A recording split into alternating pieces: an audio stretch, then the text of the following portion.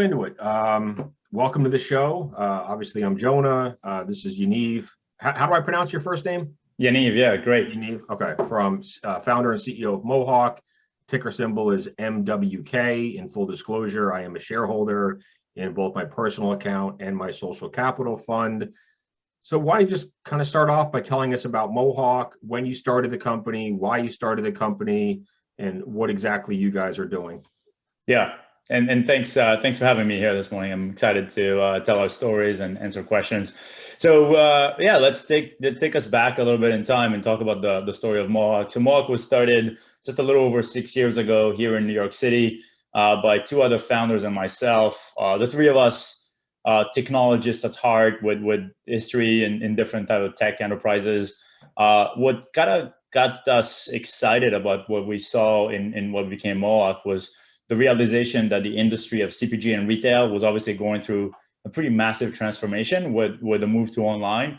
And we explore the topic of like what's gonna, what is making certain companies successful in e-commerce, and realize very quickly that the traditional consumer brands that we all grew up on are just really not well designed for e-commerce. And we asked ourselves, what's the next giant consumer product company gonna look like if it was born today in the day and age of e-com? Yeah, the P&G, the Unilever of tomorrow, what are they gonna look like? And in our opinion, it became very evident very quickly that that company will be a hybrid of a tech and a product company. Just like technology companies like Amazon and Alibaba have reinvented retail, we think technology companies are gonna reinvent the consumer product aspect of this industry. And we wanted to build the most efficient, potentially largest consumer company for e-com, and that's really what sparked the vision for Mohawk. Now, right now, I know that M&A has become part of your strategy. Was that always true in the beginning, or did you guys start off by launching some of your own products that you essentially designed, developed, manufactured yourselves, and then you do some of that now as well as the M&A? What was the original strategy, and then what is it sort of morphed into now? Yeah, the original strategy was absolutely kind of a more organic strategy where we would build our own products and brands. And the core essential kind of like tenet of this entire vision is kind of spanning from the realization that consumers today are extremely data driven in how they shop. They go out there and search for products in ways that are really incredible. They have granular data that they can explore. They can compare prices and reviews across many channels. And really, data has become such an important factor in their decision making. And the internet is such an abundant place with public available data. So our initial core thesis was, if we can use data to understand where consumers are not happy and where is it that there are trends or dislocations in the market, some inefficiencies that we're seeing, customer dissatisfaction and reviews, if we can harness that data and figure out where is it that we can build an iteratively better product, we could build a very large company. And that's what we've done for the first 6 years. I mean, we got this company, to last year to north of 180 million in revenue organically through creation of our own products and brands, with underlying this entire thesis, this idea that we need to build technology to help us streamline the process. So the technology platform that we built, that we call Amy, allowed us from the get-go to absorb a lot of data from the market, understand where the dislocations are, build our own brands and products, and manage them through that Amy platform in the most effective way across many different channels, right? Now, as we kind of continue to grow and scale and became, fast-growing company, we realized also that there was, in fact, a huge consolidation opportunity. There are, in the last 10 years, there's been just an incredible gold rush of e-commerce where a lot of small digital native brands have emerged to fill the vacuum that was left by the bigger brands that couldn't adapt quickly enough for e-commerce. And just like in every industry, right, what happens is there's an opportunity, there's a vacuum, small players come in, grab a foothold, and then larger players come in and consolidate them. We believe that we're right now in the beginning of a very large consolidation in that ecosystem, and we are set up from the get-go to be able to scale very rapidly, either through creating products or acquiring brands. And so recently, as you've seen in the last few months, we've been very acquisitive, and we're going to continue to be, as we believe this industry enters a strong consolidation. What types of companies are you looking to acquire? Yeah, it actually goes very much hand in hand with what we're doing when we're making products, right? So think of it this way. We look at the data that we're absorbing, and when we make our own product. What we're looking for is a white space. It doesn't have to be like a glaring giant white space. It could be like that based on our calculations in this particular category, there is room for one more product if it has these particular features, because the way people search for the product, we see that there's enough business left that we can take significant tranche of the market share by just making a product that's maybe just iteratively better, right? Or sometimes it's really trying to take over the entire category because we see an opportunity for it. It's very data driven. And that's where the data from Amazon comes into play, right? Because you can see the reviews that people are leaving on a product in a particular category, and that provides an opportunity for Mohawk to use your agile supply chain to develop a product and get it into that category as quickly as possible, right? Exactly. Well, essentially what we do is we scan millions of searches, because that's how people shop today, right? They search for product. I often tell people one of the most incredible statistics that is always fascinating to look at is 75% of all the searches on Amazon, for example, don't have a brand in them. So people are empowered by the technology that Amazon gives them to shop by basically looking for very granular specific things. They want best wireless headphones for running, or best dishwasher for small spaces, and they're just going to look at the data that is presented to them to make the best decision. So what we do is we just, again, a terabyte of data every day around these searches, the products that people see, how the reviews are evolving, how price is evolving, what features are becoming more prominent, and that's what we're trying to find, an opportunity to make an iteratively better product, as you said, with an agile supply chain that can react to this data very quickly and bring the right product to market, right? Now, what's interesting when you go back to your question about the M&A, right?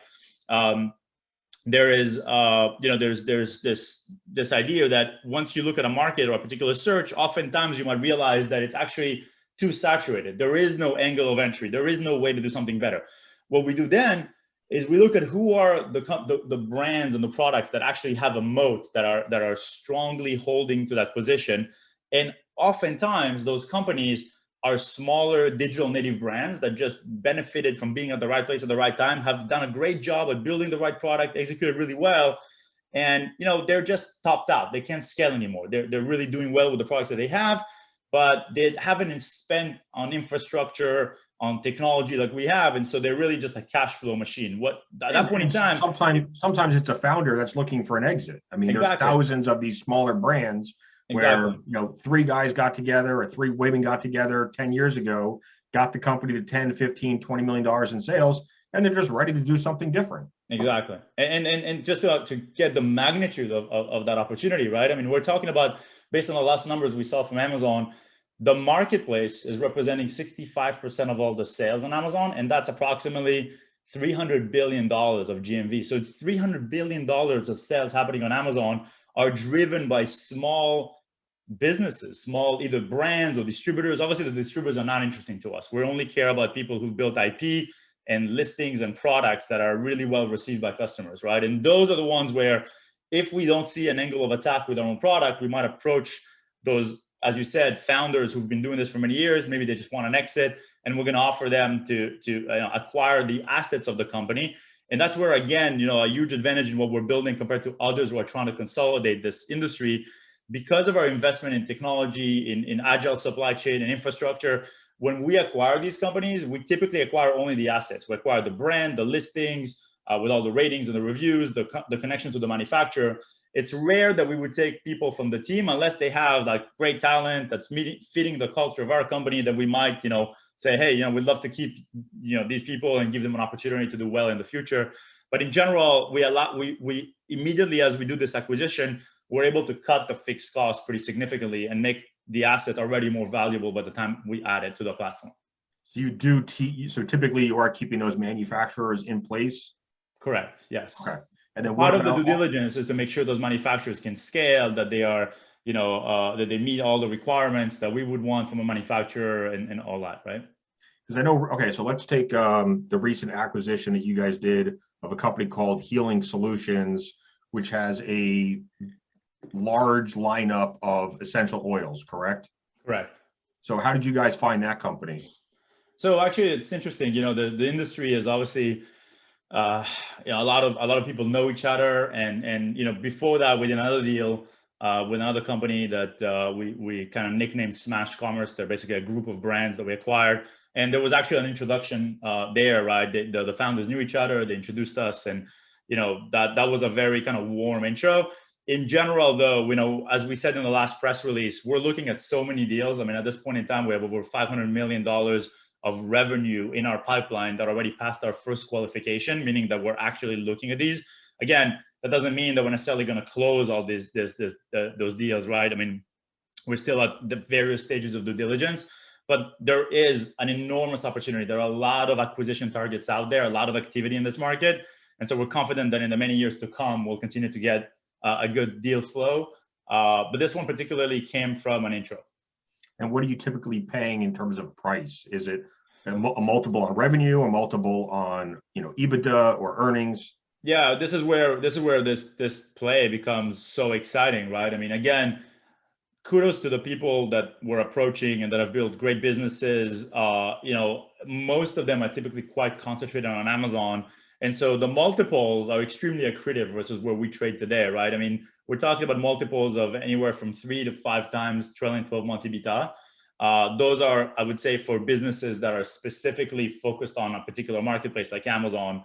Sometimes if it's a more holistic kind of brand, which not that we've done those yet, but there are some opportunities there where it might go a little higher if the brand also has business in retail and is a little more established, right? But typically, again, those are very accretive multiples. And the other part that's incredible, right, is people think about M&A as a very complex thing. You got to figure out how to bring in this new company into your company, make sure there's no collisions with culture. Because these are typically asset deals and because our systems are integrated with the platforms on which they sell, we typically are able to take those assets, put them on our platform, and literally within 24, 48 hours, that revenue is flowing through our systems. Our team has full visibility into the entire P&L of this business. And of course, there's an integration process over time with the other team, but it's incredible how quickly we can assimilate and control the new assets that we're bringing in because of the nature of the businesses that we're buying. And these deals become more profitable, like you're saying, because you're absorbing the revenues and you're cutting out a lot of those overlapping fixed costs because you already have a sales and marketing team and you already have supply chains and whatnot set up. Yeah, and because we also have a lot of automation, right? Where again, we've invested for 6 years in systems that are proprietary that we build to do things like forecasting and live P&Ls in real times and automation of pricing and automation of media buying and all these very kind of quantitative things that you would otherwise have to do by hand. We've just built a lot of infrastructure to be able to automate them. And so, we don't need, again, to bring in a lot of fixed costs to manage the business. There's an operating leverage there through the technology investment that we made. I mean, even simple things like just having all this revenue flow down all the way to the ERP and be able to consolidate all the financials, that sounds like a very simple thing, but it actually is not, right? It requires a ton of investment in infrastructure and tech to be able to streamline that so you don't have to hire enormous amounts of people to download reports manually and try to consolidate everything. So there's just a lot of upside in acquiring these businesses because of that day one. And then just one more thing, right? A lot of these businesses are typically only in the US. One of the big things that we're looking to do this year and next year is to start becoming a lot more international. And so what's really interesting specifically on Amazon is that Amazon has recently made its rating systems international, which means that as we acquire these assets here, when we bring those products to other countries in Europe, et cetera, we immediately benefit from the ratings that they've accumulated in the US in these other geos, right? So by default, if we acquire good assets that have good ratings, that are well received by customers, as we bring them into other geos, we have a kind of a leg up there in these other geos. Now, how do you guys typically pay for the deals? Is it mostly cash and stock? Yeah, it depends. It depends obviously on who's on the other side, right? What we've seen is that obviously bigger companies are, the founders and the teams behind them are interested in actually being part of a long-term story. I think that's one of the things that I find the most I'd say gratifying, right, is to see very smart entrepreneurs who understand this business. And when they want to do a deal with us, they're looking at what we're doing and they're saying, wow, we really believe in this. We know this business very well. We believe in your strategy. We believe in what you built and we want to be part of the long term. And so we want to take part of that consideration of the sale of the company in equity, right? And obviously that's the best sign of just affirmation from people who really understand the industry. And the last two larger deals that we've done had a component of equity. And I think, the founders of those teams are really happy about that and excited about the long-term prospect of what we're building. Now, so the pipeline right now you talked about is about $500 million in revenue. I assume it'll be similar. Those deals will happen the same way, combination of cash and stock. Yeah, and yeah, as I said, the larger ones are like that. There's various sizes of deals. Obviously, smaller companies, when the exit is just maybe a couple $1 million as opposed to a much bigger type of number, would sometimes prefer cash, just again because of the magnitude and the amount of certainty that they want to have and all that, right? But in general, yes, I believe that the majority of deals we would like to see them in that kind of combination. And recently, I don't have the exact number in front of me, but you guys did announce on the earnings call or in the press release that you are refinancing all your existing debt, right, into I think an 8% loan. That's correct. Okay. Yes. I know a few people say that 8% seems high given the low rate environment. What are your thoughts on? I don't think it sounds outrageously high for a $1 billion company, but yeah. I mean, so here's how I think about this, right? There is, for those who understand what's happening in the industry today, right? There's probably, I mean, to my knowledge, there's over $3 billion that have been injected into kind of like early stage companies that are looking at us. And there's another company out there called Thrasio, who is kind of leading the charge in what we all call the roll-up strategy, the consolidation strategy of these acquisitions. And there's just an enormous amount of capital that's being injected into companies that are going after this play. And so, for us as a management team, we're looking at this, and this is real competition. I mean, we think today, to our knowledge, we're, kind of like not, we're behind Thrasio, I would say, in terms of scale, but we're ahead of the pack, right? And what's important for us right now, where we're aiming is so far and so big that, to me, optimizing right now to have the perfect capital structure is going to come at the expense of the speed at which we can move and the momentum that we have right now, right? And so, is this the ideal cap structure? Can we get potentially cheaper debt? Yes, maybe. But right now, as you see, our pipeline is very strong. We have momentum. There is a competition going on out there. And so the way I think about it is, let's go as quickly as we can, grow as fast as we can. Don't be penny wise, pound foolish, and try to minimize the cost of capital, but instead get this company to just much bigger number. And as we continue to get there, start optimizing the debt structure to be just more optimal, right? But again, I'm not going to commit to any timeline to it. I think, to me, what's most important right now is how fast can we scale through these acquisitions and make sure we're not left behind. On the guidance that you provided in the earnings call and the press release, you raised guidance for 2021 to 350 to 380 million, right? That's correct. Which would be about 100% increase over 2020. So how much of that is organic growth in the existing products versus new product launches versus, some of the M&A stuff? So off the bat, this includes no additional M&A, right? Like, we're not, when we look at that number, right, it doesn't include any of the pipeline deals that are still in due diligence, right? We're just only going to update guidance around that when, deals are either, in the case of the last call we had, we also announced for the first time, a binding LOI where the deal is not yet closed, but it will close, right? And so we allowed ourselves to up guidance, but we're not putting in that guidance any of the additional deals that are in the pipeline, right? So all of this guidance comes from a mix of our existing products, launch of new products, and the growth of the acquisitions that we already closed. Now, a lot of people tell me like the range is quite wide. Look, I mean, the reality is this, right? We're still in a pretty uncertain environment with COVID. There are a lot of forces that are, just of super high magnitude that are, affecting international supply chains and things like that. So we're obviously taking an approach of saying, we're going to give this wider range because of the unknown, because of the black swan events that can still be out there. And we're packing into those numbers, some conservatism around that, right? Across all the different ways that the business is growing. Now, do you guys use Amy just as proprietary software, or do you guys also sell Amy to other companies? Yeah, it's a great question. In general, the way we think of our business long term, right, is Amy is a platform that allows us to provide kind of commerce as a service, right? And the first foremost, like the number one client of that platform is ourselves.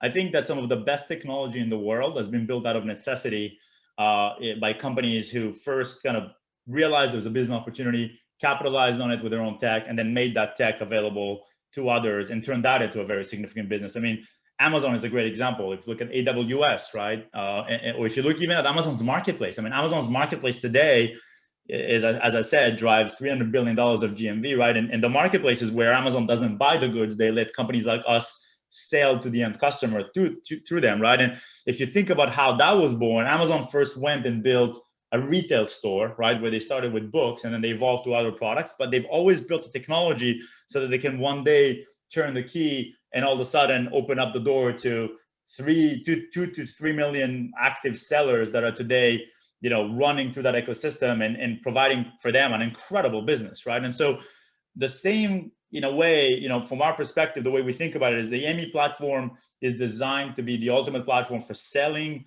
or managing e-commerce brands across many different channels. We're the number one customer of it today. We're using it pretty much exclusively. We have a small we call it managed SaaS, so commerce as a service, if you will, business that is slowly continuing to evolve, where we offer the platform as a managed service where the end brand that uses it has access to the dashboards.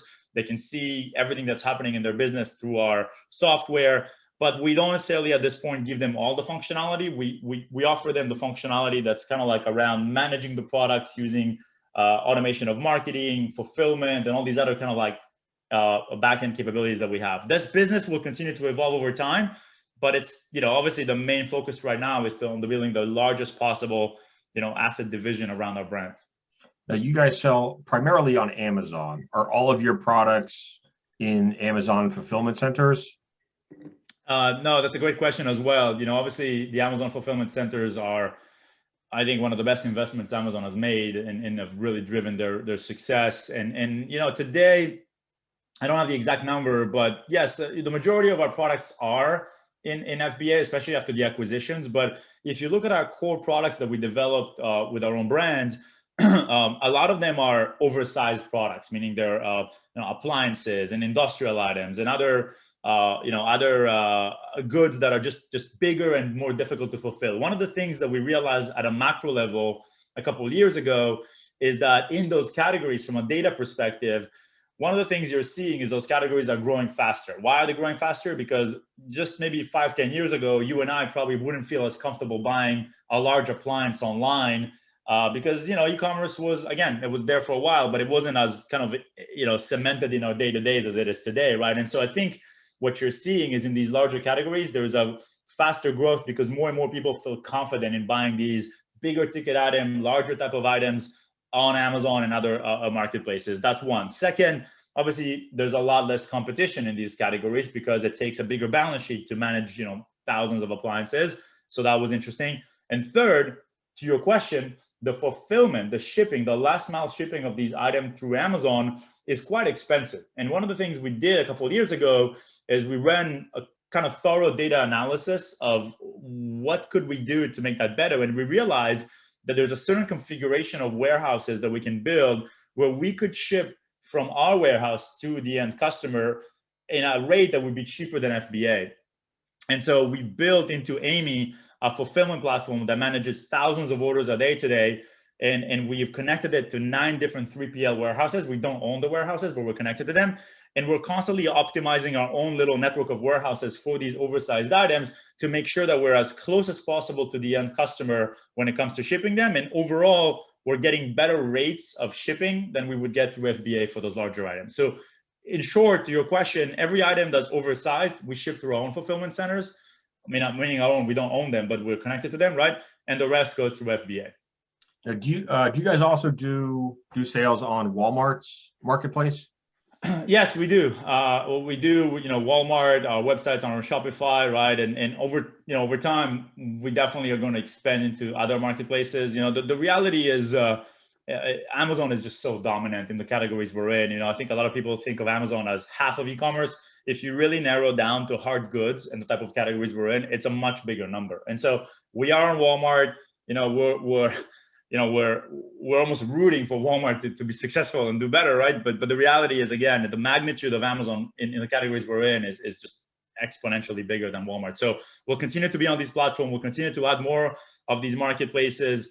But it's just the reality of e-commerce in the US. Amazon is very dominant. Do you worry about Amazon and their white, private label business trying to compete against brands like yours? Again, there's a lot of talk out there about Amazon doing unfair things and promoting their products in an unfair way. We've not seen anything that's, I would call, really concerning, right? Like, for example, when they would trick their own algorithms to put their products above others. That's something that they've been really good at not doing. They're very careful about making sure that as a customer, when you go and search for something, the recommendations you're getting are really built on the real performance of the products, not some kind of inflated performance that they could actually effectively drive for themselves. The reality is, the most important thing for them is to make sure that as a customer, you come back. And imagine if you went to Amazon and everything you search at the top of the search was Amazon Basics. I mean, you would feel like you're not getting a fair recommendation. And so you would walk away, you would go to Walmart or somewhere else. So for them, that obsession with being customer centric is continuing to drive an ecosystem that's fair from that perspective. Sometimes they win. I mean, people really love Amazon Basics batteries, right? You can type AAA, AA batteries. I mean, you'll see them on every search, but that's not done in a way that's artificial. It's done because that's what effectively as the best performing items that consumers want to buy when they search for these things, right? So we've not seen any of that. Obviously, they're putting here and there some special advertising promotions for their products, and it clearly says this is from our brand. We haven't seen that affecting us in a way that's negative, that is worrisome, right? And last thing I'll say about that is, obviously people ask me, but they have better data than you, and they can they can do what you're doing. My answer to that is, look, there's an element of timing, right? If you were able to identify an opportunity and brought the right product and got good ratings and accumulated those ratings, for many years, and you're kind of like the category leader, it's very hard to catch up to you unless someone is willing to fabricate reviews, and Amazon will never do that, right? So to me, it doesn't matter who we're up against. If we're doing our job well, if we build the right product that consumer like, and that product is an evergreen product that can be on the shelf for the very long term, we've seen it many, many times. We have products that have been very successful for many years, and even Amazon got into the category, and that hasn't changed anything for us, right? So again, I think we're obviously paying a close attention to it, but the reality is Amazon wants its ecosystem of sellers to be successful. It wants its ecosystem of sellers to go with it to other countries. They're literally sending us emails every day. Do you want to go to Japan? Do you want to go to France? We want to help you, right? People have to understand that. These are some of the questions I'm getting. Are, when do you start selling on Alibaba and Sea Limited and Mercado Libre and some of these other big, international e-commerce websites? Yeah. Do you guys, is that somewhere down the road? Yeah, of course. I mean, we want to be on all these channels, and the answer to that is a great answer, right? Which is, there's so much opportunity around us. The question is, what do we do first? There's so many more opportunities of launching new products on Amazon, not just in the US, but around the world.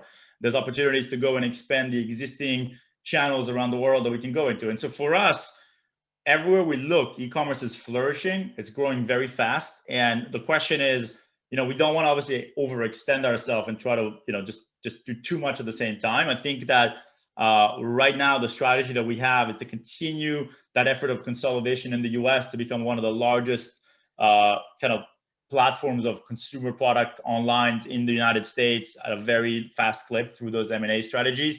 Plus, as we announced in the last press release, we're going to, our CFO is now becoming a head of corporate dev in Europe, and he's going to be running the operation there to drive more M&A there and kind of build up that capability there, as well as the entire operation there off the ground with our existing product. So this is where we're focusing right now.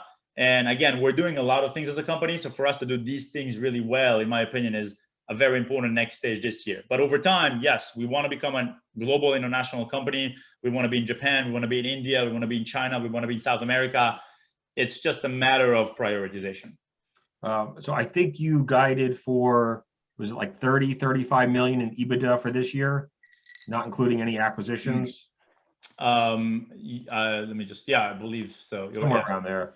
Yeah. What would you expect to be using that money for? To pay down debt, stock buybacks, more M&A? What do you kind of think about using profits for?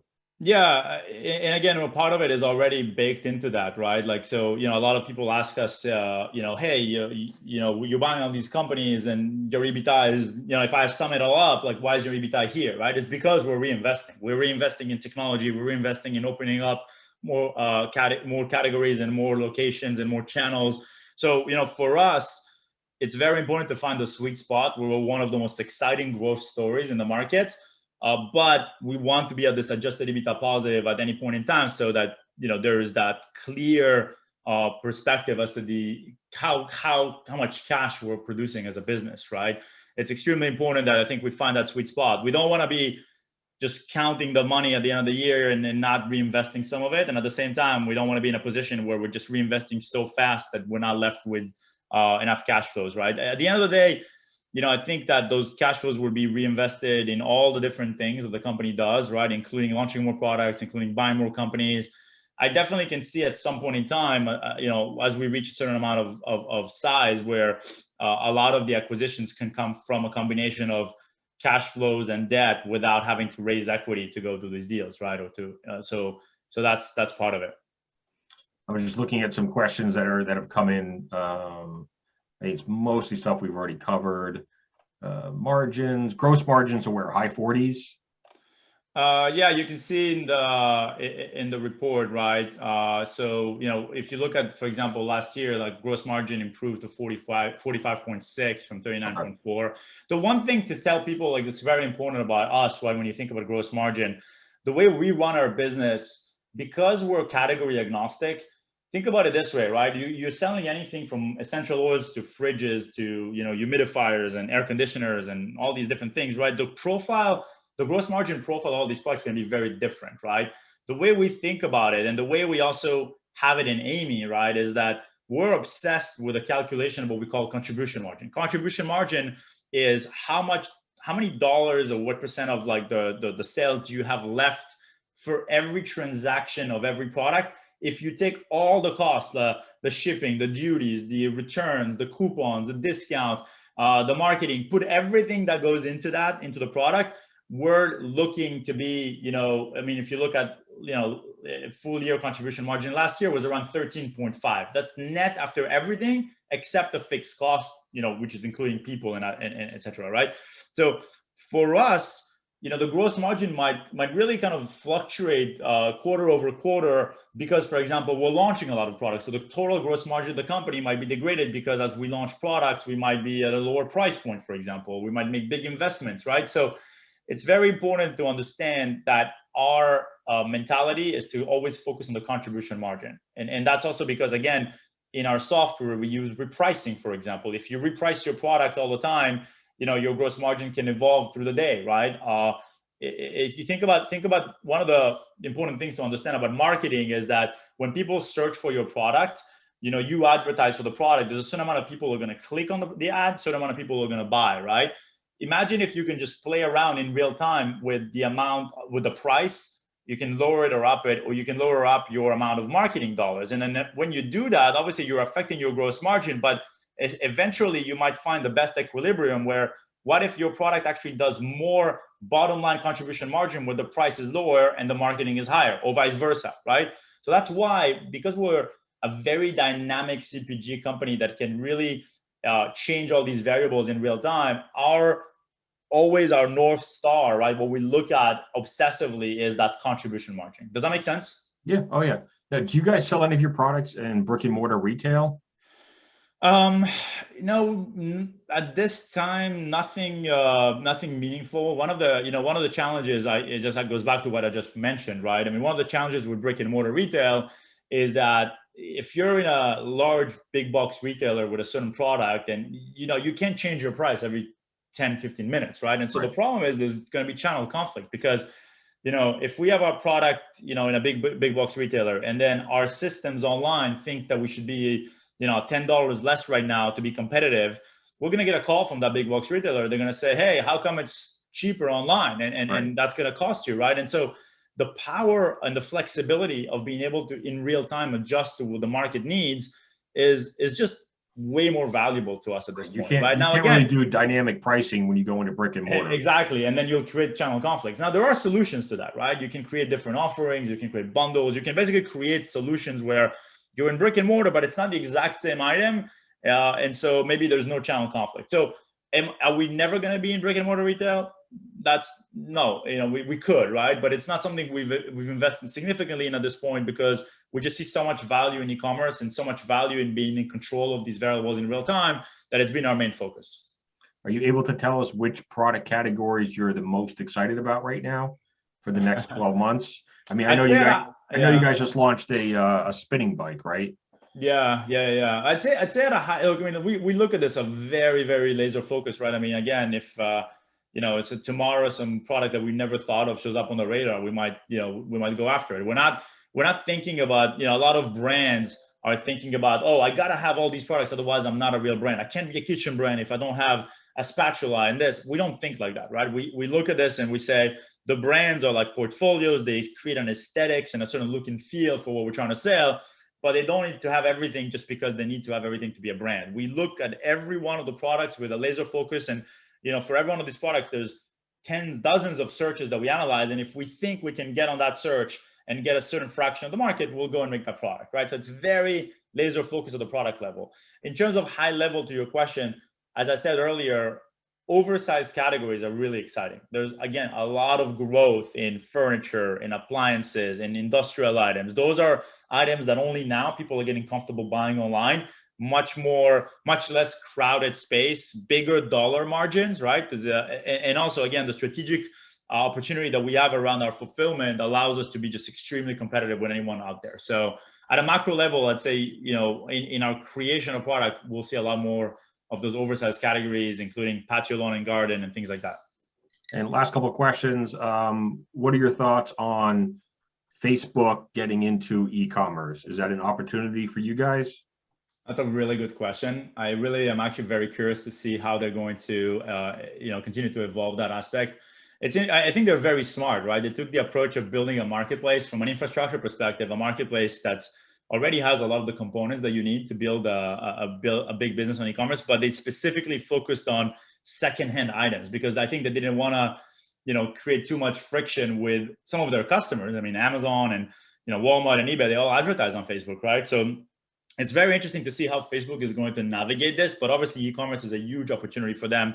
They went to the secondhand market to not infuriate those big retailers, but I wonder if they'll start evolving more and more into a marketplace where you have your own store and you can sell your own products. They have some of that already. It's still nascent. It's still small. We're keeping an eye on it. I think it's a very interesting, I think it's a very interesting channel in the long run. And obviously, we love using Facebook for marketing all the time, right? So it will be something that we'll pay close attention to. And last question, how many resources, or I guess, how much time and attention are you guys putting into selling DTC through your Shopify stores versus Amazon? I mean, I know Amazon is still the majority of your business. Is there a bigger opportunity to sell more through your Shopify websites, or is the bigger opportunity really just to keep focusing on Amazon and Walmart marketplaces? Yeah, a very good question as well. Here's how we think about this, right? I think when you sell anything online, right, you're going to basically be having to put ads around the internet, and those ads, the cost of advertising just keeps going up and up. And then so let's take an example. Let's take, if you're a kitchen brand, or you sell a particular category, right? Because obviously, if you're a D2C brand, you're very specialized in one category. The problem you're going to have is when you start trying to acquire customers, when you spend on ads, you're competing against, if you sell cookware, for example, you're competing against Amazon and Walmart and all these bigger companies, and they're willing to spend way more than you. They're willing to lose $1,000 on someone for them to buy a cookware set on Amazon or Walmart, because they know that person, once in their ecosystem, is going to spend $3,000 a year with them, and so they're going to recoup that money. And so from a D2C perspective, I think that we're going to see more and more pressure on D2C brands to remain competitive and profitable as the price of customer acquisition in the ecosystem of the internet is continuing to grow. Now, that being said, so that's why we believe that marketplaces are really incredibly important for any companies building, the future of brands. Now, at the same time, I will say that although we haven't invested in D2C a lot so far, we will start doing that going forward, but with a strategy that is always around marketplace. So think of it as, for example, you could see advertising running out there for some of our products in certain, for example, bundles where, you can buy all these things together and you get a better price. But then what happens is like 95% of people, when they see an ad on D2C, they go to Amazon to see if that's there. And what they'll see is that, for example, well, guess what? You don't get that bundle on Amazon. You can only buy the item separately. And now all of a sudden, the customer has two options. Do they want the expensive bundle, but overall better value through the D2C? Or do they want to go and buy maybe only one of the items separately? And so this is just one out of many strategies that can really work hand to hand with D2C and marketplaces. And that is something we're going to invest in this year and going forward. Cool. That's all I got. Anything that we didn't cover that you'd want to add to the conversation before we jump off? No, I just want to say again, thank you for having me. And, we're really excited about the prospect of what's happening in this industry. I think we're just seeing the beginning of a phenomenal consolidation, and we're excited to be part of it. And we look forward to be a very successful large company in this industry. Any hints on when we might see the next M&A deal? Here's the answer: as fast as we can do it. Cool. Well, thank you so much, Yaniv. I really appreciate it. You're doing good work at Mohawk. I'm a happy shareholder. I've been in since the low teens. I got in around 11 or 12 and did my stock write-up back in December. And I know a lot of other people on Twitter jumped in at that price, so they're very happy. But I think we all believe the stock goes much higher from here. So, well, I appreciate everyone's support, and we're working really hard to make this a very large company. So thanks everyone for your support. You're very welcome, and thank you for the time today. I appreciate it. Take care. Thank you. Best of luck. Bye-bye. Bye.